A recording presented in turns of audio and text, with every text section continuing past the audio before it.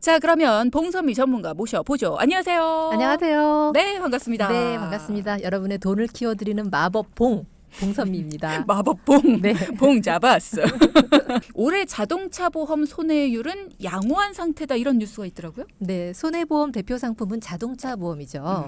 올해 10월까지 누적 자동차 보험 손해율이 평균 78.6%로 작년보다 1.2%포인트 내렸는데요. 오, 전년 대비 사고 건수 등이 감소하면서 손해율이 개선된 것으로 보입니다. 손해율이 떨어졌다. 그러니까 보험회사 입장에서 손해율이 좀 떨어졌다면 좋은 거 아니에요, 우리 입장에서? 맞습니다. 맞죠. 자동차 보험 손해율이 개선됨에 따라서 대형 손보사들 위주로 자동차 보험료를 조만간 인하할 것으로 전망이 되고 있습니다. 그러니까 우리가 내야 될 보험료가 좀 떨어지는 거죠. 떨어진다. 네. 좋은 소식이네요. 고유가가 지속되면서 여러 가지로 힘든 생활들이 이어지고 있는데 자동차 보험료 인하 소식이 굉장히 반갑습니다. 체감할 수 있는 폭은 과연 얼마나 될까 이런 걱정이 좀 되긴 합니다만 우선은 자동차 보험료가 오르지 않고 내린다. 이 자체만으로도 마음이 조금은 편안해지네요. 그죠? 자, 오늘 시작부터 우리 봉 전문가님이 흐뭇한 소식을 전해주셨습니다. 목요일 이 시간 우리가 알지 못했던 혹은 중요한지 모르고 그냥 넘어가는 보험의 좋은 특약들을 소개해주고 계시는데 오늘도 기대가 됩니다. 어떤 특약 소개해 주실 건가요? 네, 오늘은 인공관절 보험 특약에 대해서 말씀을 드리려고 합니다. 우리 사회가 고령화가 되면서 평균 수명은 늘어났지만요. 다양한 질병에 노출된 채로 상당히 긴 시간을 보내야 되는 이른바 유병장수 시대를 함께하고 있죠. 맞습니다. 주변에 보면은 정말 8, 90대 어르신들이 생각보다 정말 많으시고요. 물론 건강하게 노후를 즐기시는 분들도 많으시지만 건강하다고 자부하셨던 분들도 무릎, 어깨 안 아픈 곳이 없다고 하소연들 많이 하세요. 그렇습니다. 우리 몸은 소모성이다 보니까 나이가 들면서 해당 부위를 반복적으로 많이 사용하게 되면 퇴행이 되죠. 특히나 무릎의 노화로 인해서 관절염이 생기시는 분들도 굉장히 많이 계시는데요. 네. 퇴행성 질환이다 보니까 세월을 비껴가기가 참 쉽지만은 않습니다. 그렇죠. 연세 드시는 분들이 제일 많이 말씀하시는 것 중에 하나가 나이 들면서 가장 먼저 그 나이가 체감되는 데가 눈하고 무릎 관절. 맞아요. 네. 그런 얘기 많이 하시더라고요. 안타까울 때가 참 많습니다. 연골이 닳았는지 저도 앉았다 일어났다 할 때 보면 뚝뚝 소리가 정말 민망할 저 그거 중학교 때부터 그랬는데. 얼마나 민망한지 몰라요. 어려운 맞아요. 자리에 가면 특히. 맞아요. 이렇게 관절 부위는 나이가 들면서 여러 질환을 피해가기가 어렵다 보니까 인공관절 수술도 많이들 하고 계신 추세인데요. 비용이 부담스럽다 보니까 선뜻 치료하러 병원에 가시는 게 망설여지는 것도 사실입니다. 이게 그런 게 있어요. 이게 퇴행성 질환 같은 경우에는 나이 들어서 그래 이렇게 생각하고 그냥 가볍게 넘기시는 분들도 굉장히 많으시거든요. 근데 이게 이상 징후가 보인다. 내 몸이 신호를 보낸다. 그럼 최대한 빨리 병원에 가셔서 진료를 받아보시는 게 상당히 중요합니다. 맞습니다. 빨리 가셔야 됩니다. 무릎 관절증 환자 중 여성이 68.5%로 남자보다 2배 이상 많은 숫자인데요. 무릎에 대한 인공관절 수술이 상당히 많습니다. 통계청 자료에 따르면요. 2019년부터 2021년까지 다빈도 질환을 조사한 결과 무릎 관절증이 6위에 해당할 정도로 많은 숫자인데요. 이 수치를 보시면 흔히 아시는 허리 추간판 장애나 제왕절개 수술보다도 많은 수를 차지하고 있을 정도로 흔한 질환이 됐습니다. 그렇죠. 이렇게나 흔한데 이럴 때 이 비싼 인공관절 수술비를 보험으로 보장을 받는다. 그럼 이거 엄청 좋은 거잖아요. 엄청 좋은 거죠. 보장을 받으실 수가 있는 겁니다. 55세 이상 연령대에서 방사선 사진을 찍으면 80% 이상에서 흔하게 발견되는 것이 바로 퇴행성 관절염인데요. 100% 완치가 불가능한 질병으로 보통은 관절 수술, 그다음은 무릎 연골 치료, 그리고 인공관절 수술의 순서로 치료를 진행하게 되는 거죠. 네. 말씀 주신 그 이야기 중에서 가장 가슴이 아픈 게 그거예요. 이게 결국은 완치가 불가능하다. 그렇죠. 네, 퇴행성이기 네네, 때문인데 맞습니다. 자, 이럴 때 인공관절 수술비 보장 특약을 가지고 계시면 유용하게 보장을 받으실 수 있다라는 겁니다. 주위에서 중대한 질병 없이 노후를 맞이하는 분들 정말 간혹 가다가 보실 수는 있지만 뼈마디가 안 아픈 어르신은 만난 적 없는 것 같아요. 그럴 때 이 특약을 가지고 계신다면 꿀팁이 될 수 있겠죠. 맞습니다. 대부분 80세 보장으로 혜택을 드리고 있고요. 질병이나 상해로 인한 인공관절 삽입 시에 보장을 해드리고 있습니다. 보험료도 크지 않기 때문에 건강보험 혹은 운전자 상해보험을 가입하실 때 반드시 인공관절 특약을 함께 가입하시는 게 좋겠습니다. 네. 인공관절 특약 쓸모가 굉장히 많을 것 같은데 비용이 비싸지 않을까 이게 좀 걱정이 되기도 해요. 아마 깜짝 놀라실 거예요. 왜요? 주보험에 특약으로 가입이 되다 보니까 비용이 크지 않은데요. 오. 운전자 상해보험에 인공관절 특약을 추가할 때도 예를 들어서 100만 원 정도를 보장하는데 물론 뭐 연령대에 따라서 차이는 있지만 30대, 40대를 기준으로 10원, 20원밖에는 안 합니다. 10원, 20원? 10원, 20원이세요. 아니, 깜짝 놀랐네. 아니, 목 나갈 뻔해. 10원, 20원이요. 맞습니다. 어머.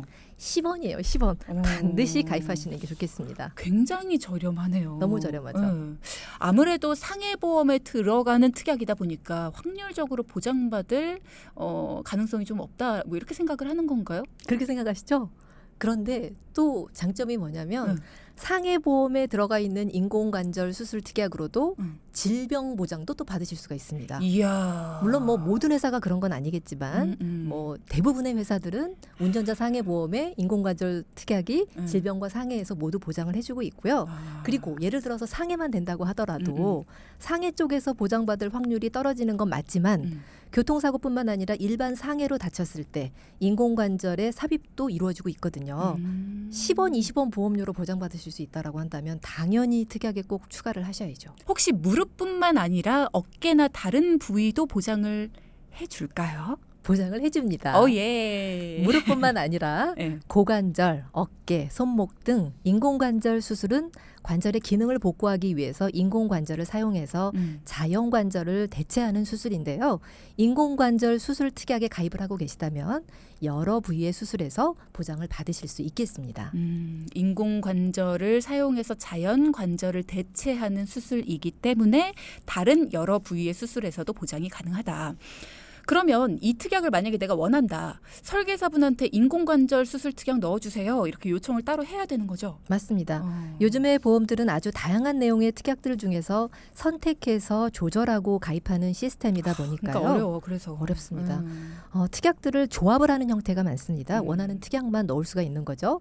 그러니까 신경 써서 인공관절 특약을 넣고 가입을 하시는 게 좋습니다. 네. 자, 그럼 계속 이야기 이어가 볼까요? 네, 앞서 말씀드린 인공관절 삽입술을 받게 되면 질병 후유장애 보험금도 청구하실 수가 있는데요. 네.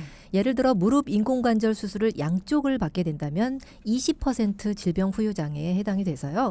1,000만 원의 질병 후유장애 특약에 가입이 되어 있으시다면 200만 원을 지급받으실 수 있겠습니다. 내가 얼마의 질병 후유장애 특약을 가지고 있느냐에 따라서 금액이 달라지겠지만 그렇죠. 20%에 해당되기 때문에 1,000만 원을 가지고 있다면 200만 원을 지급받는다. 네, 꽤 큰 금액이에요. 그렇습니다. 인공관절 수술 보험 특약 그리고 질병 후유장애 보험 특약 요 두 가지가 연관성이 있다라는 말씀이신데 후유장애 보험금도 청구를 해야지 지급을 받는 거잖아요. 그죠? 네, 보험증권을 살펴보면 해당 부위에 대한 담보를 포함하고 있어야 되는데요. 네. 질병으로 인해서 인공관절 수술을 받았는데 상해 후유장애 담보 또는 재해 장애 담보라고 가입이 되어 있으시면 질병에는 해당이 안 되시는 거죠. 그러니까 내가 가지고 있는 증권, 내가 가입하고 있는 증권에 질병 후유장애 담보 이렇게 돼 있어야만 받을 수 있는 거예요. 맞습니다. 보험을 지급받으려면 해당 인공관절 치환술을 하게 된 경위가 중요한데요.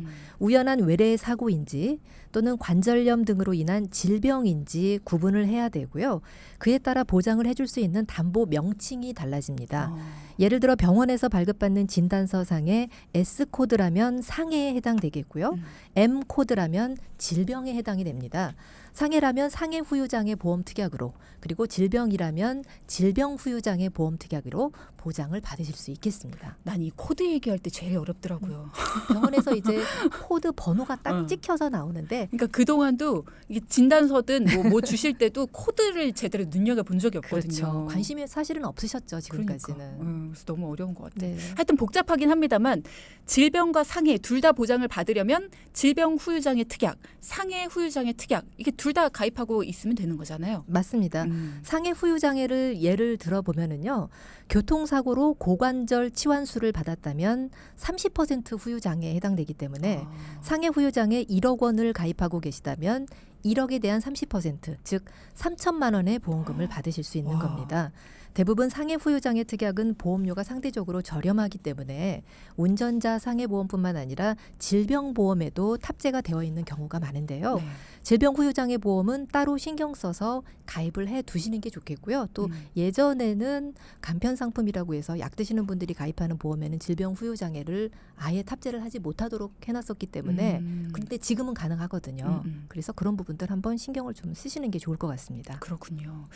인공관절이 아니더라도 질병 후유 장애 보험은 특약으로 가입을 해두시면 보장받을 수 있는 확률이 커진다라는 거. 네, 맞습니다. 질병 후유 장애는 몸 전체 각각의 부위의 보장이 이루어지기 때문에 보장의 범위도 상당히 넓고요.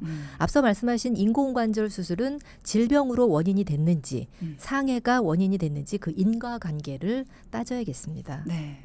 자, 인공관절 수술비 보장 특약 갖고 계시다면 유용하게 보장을 받으실 수 있다라는 거. 인공관절 삽입술을 받게 된다면 질병 후유 장애 보험금도 청구하실 수 있다라는 점 설명을 해주셨습니다.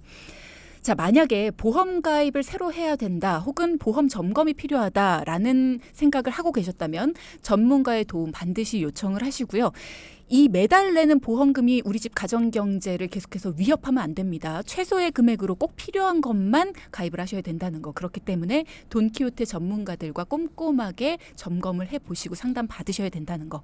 그렇게 꼭 알아두시기 바랍니다. 자, 그럼 4부 시작하면서 갈팡질팡 선택의 순간을 돕는 방법을 알려드리는 본격적인 오늘의 이야기로 들어가 보겠습니다. 청취자분의 이야기 들어보죠. 엄마 그때 인공관절 수술 받았었지? 어디 고관절 수술한 거 말하는 거야? 2년 전인가? 그랬지. 어휴, 그때 나 진짜 죽는 줄 알았다니까. 얘 빨래 널다가 떨어질 줄을 누가 알았다니. 그러게 내가 엄마 그렇게 위험하게 창문 다 열고 의자 밟고 올라가지 말라고 내가 몇 번을 얘기했어. 위험하다니까 그렇게 말을 해도 괜찮아 하더니 우리가 2층 사니까 다행이지 20층 살았으면 어떡할 뻔했어 엄마. 내가 그러지 말라 그랬지? 야, 갑자기 그렇게 바람이 불 줄 알았다니. 바람 때문이야? 엄마 몸이 바람 분다고 날아갈 몸이냐고. 아유, 몰라. 그 왜 잊고 싶은 그 2년 전 그 기억을 갑자기 떠올리게 하면서 잔소리야. 아이고 할 때 됐으니까. 하여튼 뭐 그게 내가 하려던 말은 아니고 엄마 그때 보험금 탔나? 정말? 뭐? 수술비 탔지? 수술비 말고 왜 있잖아 그거 후유장애 보험금? 안 탔지? 그게 뭔데? 아무튼 나 수술비 그거 조금 그거 탄 거밖에 없는 것 같은데. 오케이 알았어. 엄마 끊어봐. 내가 좀 이따 다시 전화할게. 아 돈 생기겠다.